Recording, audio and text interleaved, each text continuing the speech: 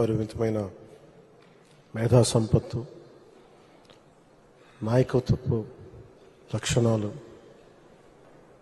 పుణికిపుచ్చుకున్న కలిసిన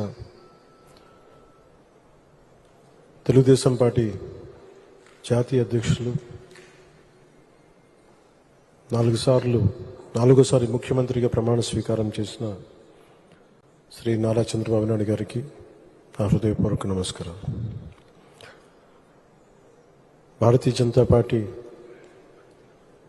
అధ్యక్షురాలుగా చాలా సమర్థవంతంగా అలయన్స్ని ముందుకు తీసుకెళ్ళి ఇదే కూతవేటు దూరంలోని ఇప్పటం గ్రామంలో జనసేన సభ పెట్టి వైసీపీ వ్యతిరేక ఓటుని చీలనివ్వం అని ఒక ప్రతిపాదన చేసినప్పుడు దాని వెనక తెలివితేటలు కానీ వ్యూహాలు కానీ ఏం లేవు. ఒకటే ఒక లక్షణం ఏంటంటే